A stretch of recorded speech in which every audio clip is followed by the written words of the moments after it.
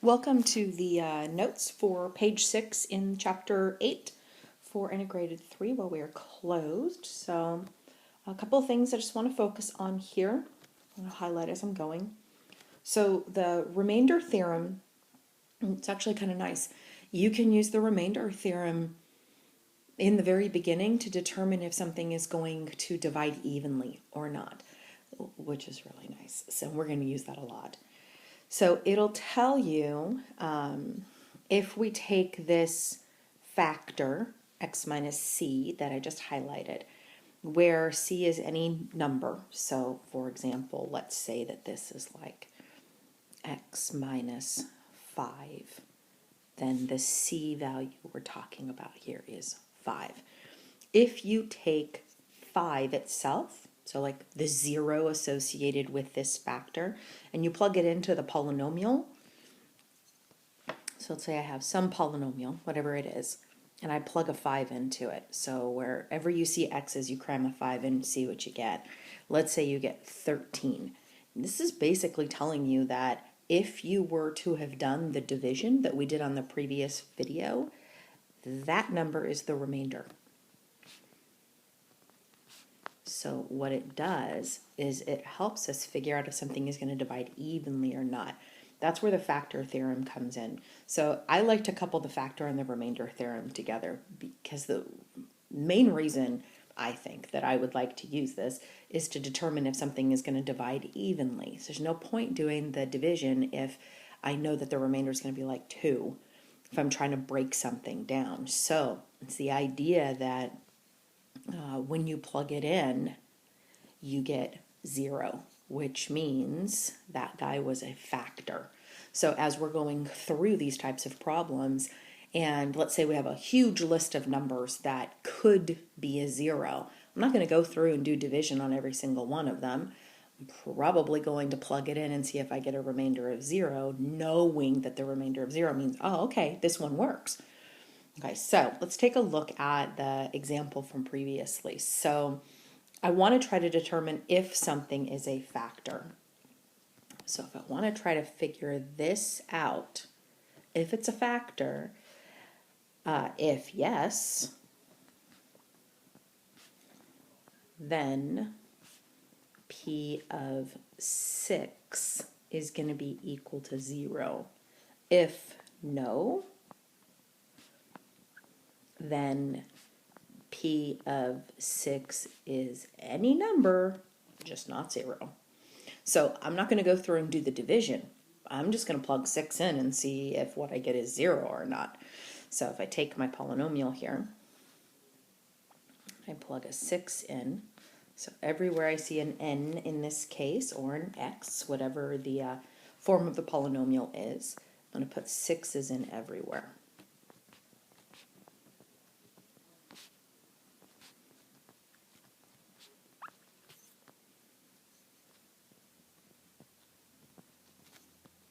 Take a minute and type this in and see what we get. And the result was 0, which is pretty nice. So, as is this a factor or not? Yes, this is a factor because I got 0. Notice I didn't have to go through and do the division just to determine if something is a factor. Now, if I want to break this down further, then yeah, I'm going to use that knowledge to be able to continue. Okay, continuing on with the bottom of the page here for page number 6, we have the fundamental theorem of algebra. So go ahead and read this to yourself for a moment. I'll wait, and then I'll just highlight a couple of important things.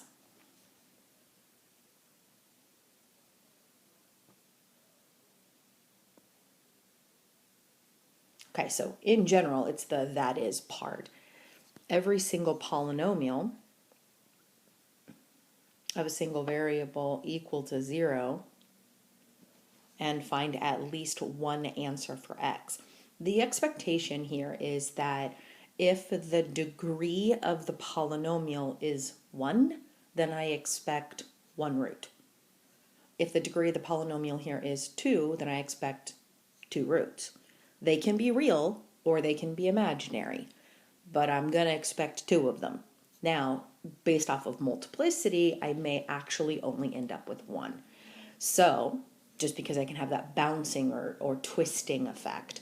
So fundamental theorem of algebra says, if you have a polynomial of degree greater than or equal to 1, you expect at least 1 root. That's ultimately it. In order to find those, we set it equal to 0. So we've got some examples here. So if I take a look at this very first example, I see that it is of degree 1. My expectation is that it has 1 root. And I set it equal to 0 to find that root and then solve for x. I did get 1 root. If I take a look at the second one that was given to me, I see a polynomial of degree 2. My expectation is that I get 2 roots. I did in this case. I could have gotten 1 root with multiplicity of 2, so it counts twice, or I could have gotten 2 imaginary roots, which is also fine because they're still roots. Okay. Rational root theorem. All right, go ahead and read this first little paragraph to yourself. Remember, that's how we had written out the form of a polynomial, and we'll talk about this whole thing of P's and Q's.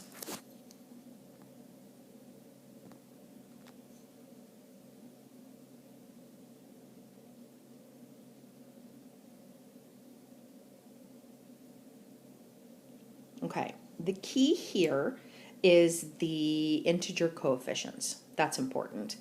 Then they are rational roots. So just to be clear, a rational number is any number that can be written as a fraction. So like 2/3, 7, -19, 0. The square root of 2, no, that's an irrational number.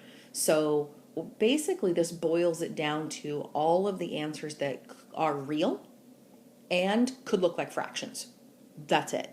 Now, if you end up with a root that's like plus or minus root 2 over 7, they aren't going to show up in the list here. So it's not going to give you everything that could work, like in the grand scheme of all numbers. It's just going to whittle down to the rational numbers themselves. We might have to find the other ones. Okay, the whole idea is this notion of P and Q. So we have the P values. Let me make this a little bit smaller so hopefully it's not too much. So the P values are going to come from the constant. So we go to the very, very end. So I'm looking at the example now. I go to the very end and I look at that number 6. I don't even pay attention to the sign. It doesn't even matter to me if it's positive or negative, because if I think about the number 6, I know that even numbers divide into it. There are some odd numbers that divide into it. There are negative numbers that divide into it and positive numbers that divide into it. So I kind of group all of my positives and negatives together. So what I have here is I want to find all the factors of the constant 6. I like to make a list nice and organized so I don't miss anything. Notice that it is plus and minus because it's positive and negative for every single one of these numbers. And then all of the numbers that go into 6 are, well, 1 and 6 go together, so I've got 1 and 6 in the list. And then 2 and 3 go together, so I have 2 and 3 in the list. So I take the constant at the end, and that represents all of the P's here. Okay, now this idea of Q comes from the leading coefficient. So remember, the leading coefficient is the coefficient attached to the variable with the largest exponent. So I'm going to find all the factors of the leading coefficient. In this case, it was 2. It doesn't matter if it's positive or negative. So I think about all of the things that go into 2. Well, 1 times 2. That's about it. So those guys go together. Now what we're going to do, all possible rational zeros, so this whole list of numbers that could work, not guaranteed, could work, is going to be all of the factors from the constant divided by all of the factors from the leading coefficient. And then here, all we did was go through and divide them. So, for example, the first one came from 1 divided by 1. that's where this guy came from. Then we did 1 divided by 2. That's where this guy came from. And then so on and so forth. So like 2 divided by 1. So there's our 2 divided by 1. It's kind of worked our way down the list. Now, I know that when people first see this, they're like, oh man, that's a lot of numbers. Well, really, in the grand scheme of things, it's not. You have to think about all of the rational numbers in existence that I know for sure I will never check for this polynomial because there is not a chance on this planet it's going to work. For example, 5. 5 isn't in this list. There is no chance that 5 is going to be a root or 0 from this polynomial. There's a whole bunch of them. I don't know, 17, negative 92, 56. There's a whole bunch here. I'm not going to try. So yes, it looks like a fairly long list, but in the grand scheme of things, you just eliminated a huge amount of numbers. So moving on, let's take a look at some examples. So our first example here is we're going to find all possible rational roots. So that means we're going to find all P's and Q's. So the first thing that I'm going to do is I am going to find my constant. I'm going to ignore the negative part. I'm just going to look at the 12. So that guy. That is going to give me my list of my P values. So I'm just going to go ahead and start setting it up as a fraction. So all of the P values are going to come from the constant at the end. All right, so that's going to be equal to, well, let's see. I know that 1 goes into 12. I know that 2 goes into 12. 3, 4, not 5, yes, 6, not 7, not 8, not 9, not 10, not 11, and yes, 12. So those are all of the numbers that I'm going to get from the P. Now, I have to go back and do the beginning of this for the Q. So the Q is going to come from the leading coefficient. So this is in descending order, which is really nice. The x cubed came first. There is nothing here in front of the x cubed, which in these situations, it's actually pretty nice because it's a 1, which means the only thing here this could be is plus or minus 1. So then I would write out what my list is for my P's and Q's. So I would say all possible would be, well, every single one of my P's divided by 1, which in this case is just the P values. So plus or minus 1, 2, 3, 4, 6, and 12. So that's the list that I would check to figure out if something is working or not, or would work. All right, so let's go down to the next one. All right, we're going to not only go through the P and Q list, but we're going to use the remainder and factor theorem and division to see if we can figure out, okay, what are the roots? This isn't just finding all possible ones now. This is find them. So now would be a perfect time for you to pause. We're going to kind of do this in little chunks. First thing you're going to want to do here is figure out what your list of P over Q is going to be. So I'm going to pause, fill it in. So pause now, and then check back and see if we match. Okay, how'd you do? You'll notice that I didn't duplicate some of the things that would have shown up. For example, I did 2 over 1, which was fine. That gave me the 2. But then I did 2 over 2, but 2 over 2 simplifies to 1. 1 was already in the list. There was no point being redundant about this. Okay, so I've got my possible numbers to check. Now, I'm not going to go through and do the division. I'm only going to divide when I know that the remainder is 0. So I am going to use the factor theorem and the remainder theorem here. I normally try to check the ones that are probably the least painful in the beginning. So I like to check +1 and -1 first, personally. And let's hope that one of those guys work. Then I can kind of whittle down the problem. So let's try f of 1. So everywhere I see an x, I'm going to plug a 1 in. All I really care about is if this is going to give me 0. I'm trying to figure out right now if the division is going to be like even, so no remainder. So go ahead and type this into the calculator, and let's see what we get there. So it looks like it's going to be 2 + 1 minus 14 minus 19 minus 6. I'm not feeling good about this. Nope, that's not 0. So that would have been a -36. That doesn't work out for me. All right, let's try -1.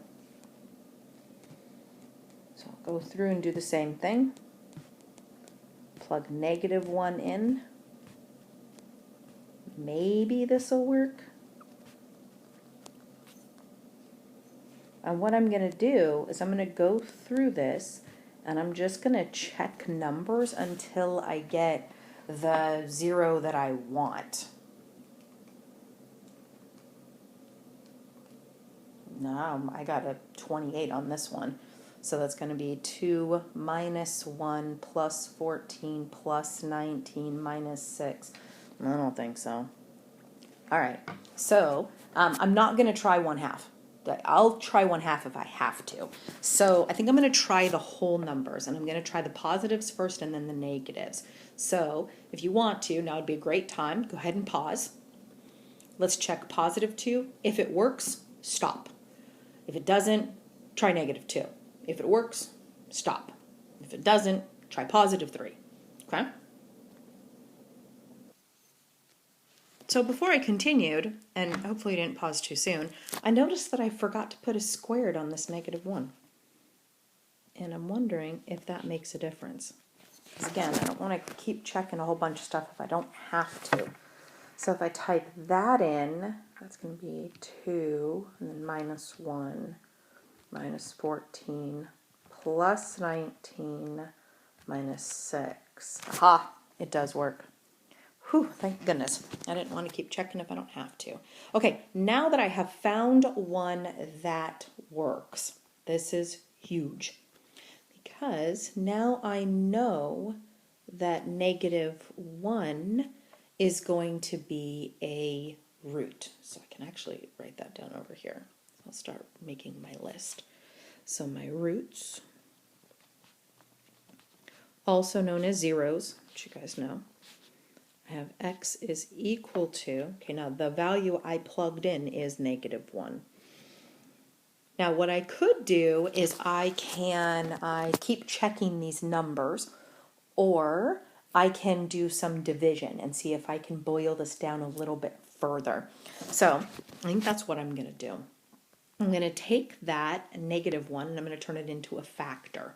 So we know that the factor for this guy, I'm over on my list on the right hand side, is actually x plus 1.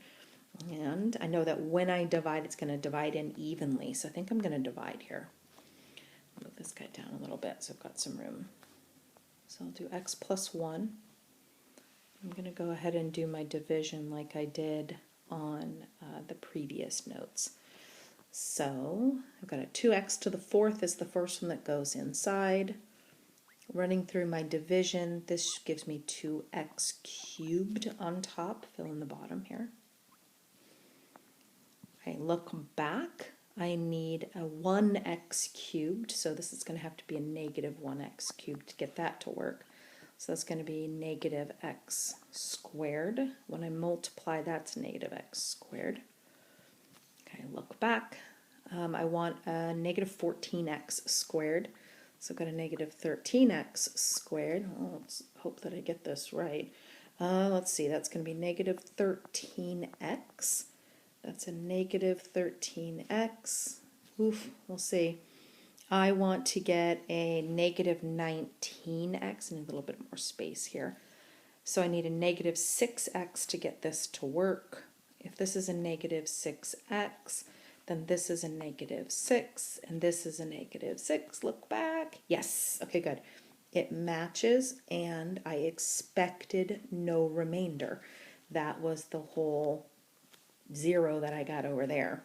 All right, so now let's take a look at our remaining polynomial. So I have a new breakdown of this.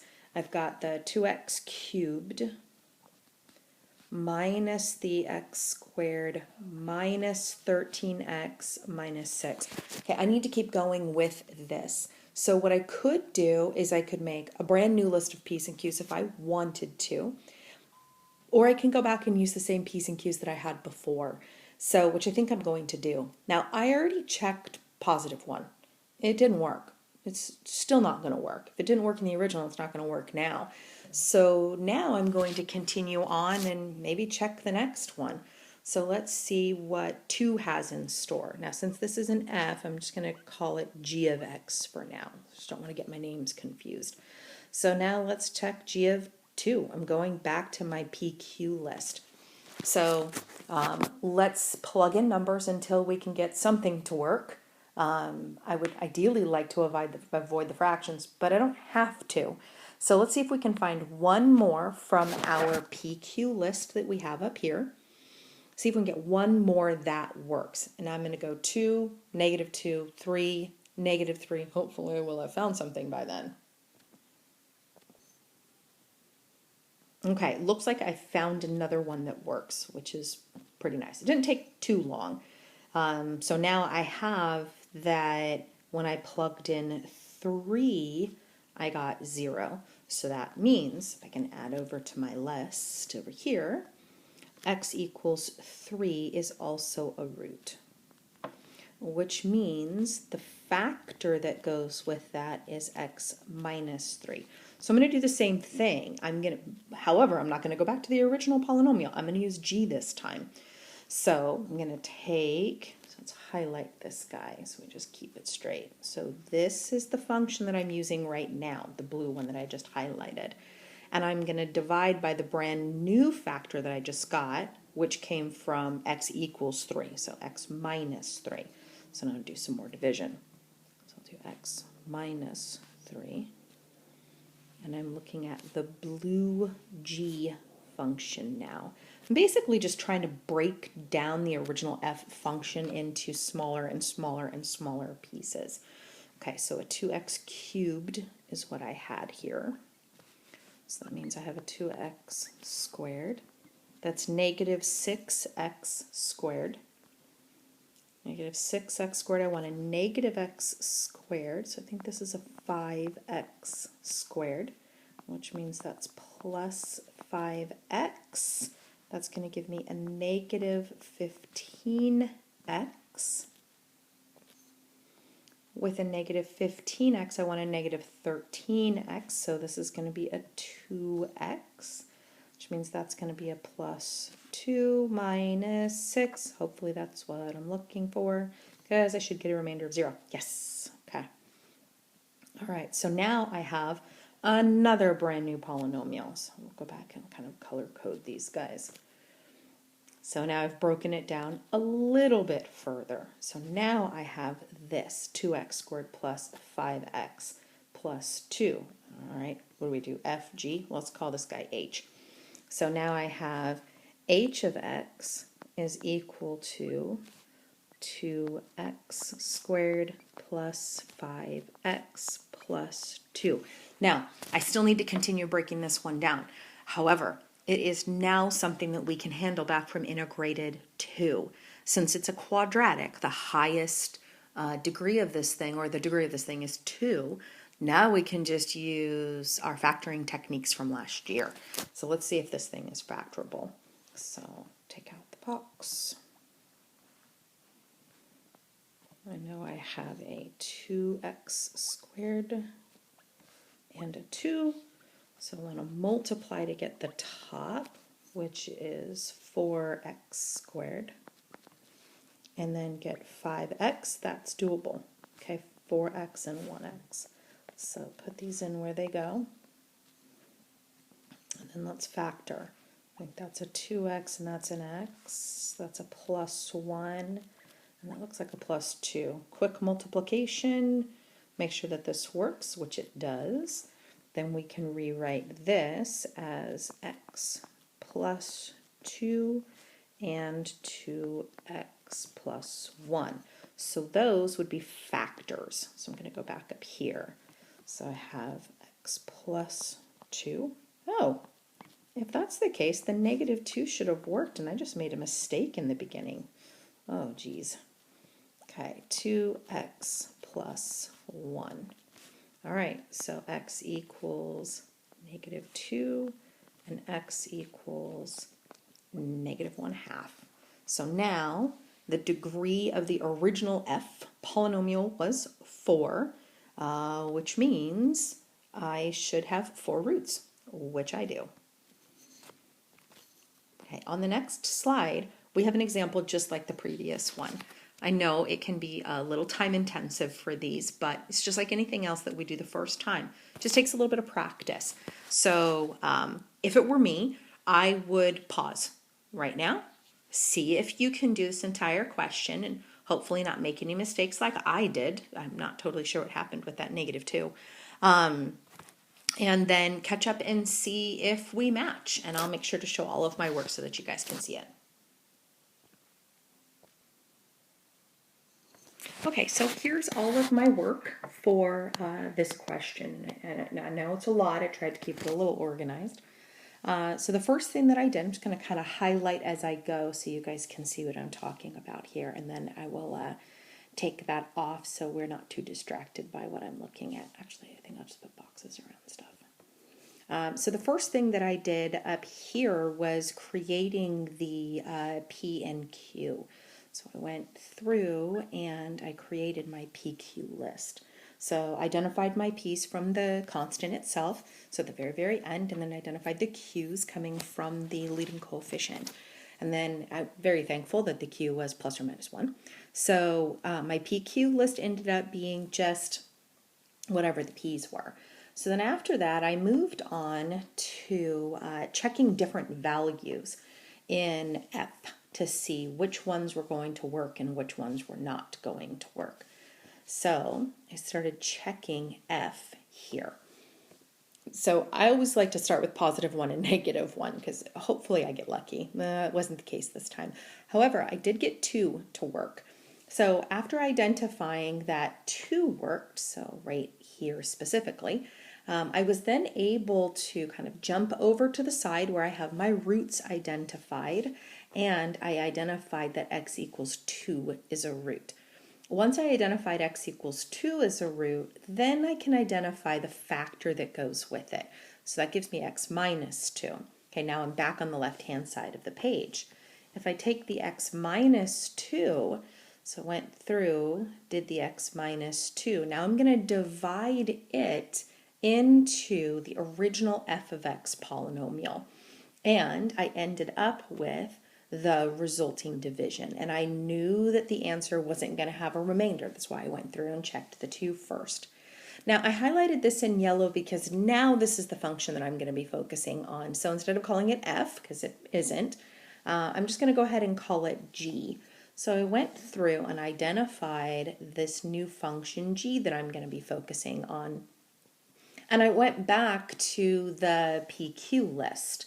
So I went back up here to the PQ list that I had, and I started checking, or kind of picked up right where I left off, the different P's and Q's. So -2 didn't work. I was a bit more careful this time when plugging numbers in because I didn't want to make the same mistake I did on the previous question. And I did find that 3 worked. So I found that 3 worked, and I went through off to the side and I wrote down, okay, x equals 3 is one of my roots. Once I identify that x equals 3 is one of my roots, then x minus 3 is going to be one of my factors. Once I identify x minus 3 as one of my factors, now I can divide it. But I'm going to divide it in to the function that I was focusing on, the g function. I really do want to take the original polynomial and just kind of break it down every step. So notice that originally the f function started with a 4th power, but now the g function is a 3rd power. If I break this down again, the expectation is that it's going to be a power of 2. So back to my division over here. And I went through divided. I knew I wasn't going to get a remainder because of what I did by checking -2 and +3. So now I'm going to take this new function that I got as my answer. I highlighted it in green. It is no longer the f function, nor is it the g function. So I went ahead and just called it h. At this point, the h function is a quadratic, so I don't need to do division anymore. I can just go ahead and try to factor it, which is really what I tried to do over here. But it's not factorable. But that doesn't mean that I stop on the question. Because it wasn't factorable, I went to using the quadratic formula. You could have completed the square if you wanted to. So after I went through and I did the quadratic formula, I ended up with -2 plus or minus the square root of -4 all over 2. Remember, the square root of -4 is 2i. And then from here, I went through and I divided. So I did the negative, let's see if we can put this on here and then erase it as we go. I divided the -2 divided by 2. That's where my -1 came from. Then I divided the 2i by the 2, and that's where my 1i came from. So then I ended up with this new root. It was technically 2 roots. So I went back up to my roots list, and I wrote those down as my answers. Now, I didn't write them as factors because I don't need to. I think I have all of them done. So I have a root at x equals 2. I have a root at x equals 3, and I have 2 roots, -1 plus I and -1 minus I, which technically gives me 4 roots, which is nice because it matches the degree of the polynomial. And then I was able to finish this question. Okay, on to the next page. All right, I have a couple of examples for you guys to do. Again, if it were me, I would probably go through and just kind of do them like pause, do one, check and see if I got it right. So now would be a good time to pause. I'm going to do question number 1 that I have here, and then go ahead and unpause when you're done with that, and then let's check and see how we did, and then we'll kind of rinse and repeat for number 2 as well. So our first question here on this page, pretty straightforward and super basic. Just the idea of what do you get when you plug in x equals -1. So what we should be able to do, kind of a follow-up question with this is, okay, so now that we've plugged this in, is x equals -1 a root?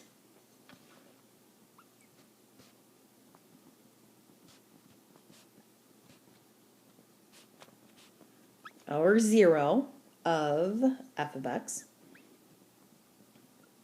And based off of this, no, not at all. No, because the remainder that I got, or the division that I got, was 4. If this was going to be a root, then when I divided, I should have gotten 0, or when I plug it in, I should get 0. So that's a no. Likewise, is x plus 1 a factor of f of x? And the answer is, again, no. Again, we would want it to be equal to 0. Okay, number 2, so we're trying to determine if x minus 1 is a factor or not. Okay, you can divide it out if you want to, and then see if there's a remainder, or you can use the factor and remainder theorem. It's up to you. So pause at this moment, and then let's see if you got it correct.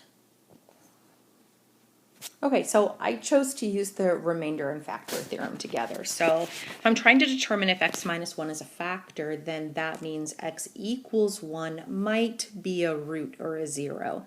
So I went to my polynomial that was given to me and I plugged in 1. If this was going to be a factor, then that means that I should have gotten 0. So I would say x minus 1 is not a factor of f of x, since f of 1 did not equal 0. It's not even that f of 1 equals -6. It's that it's just not 0.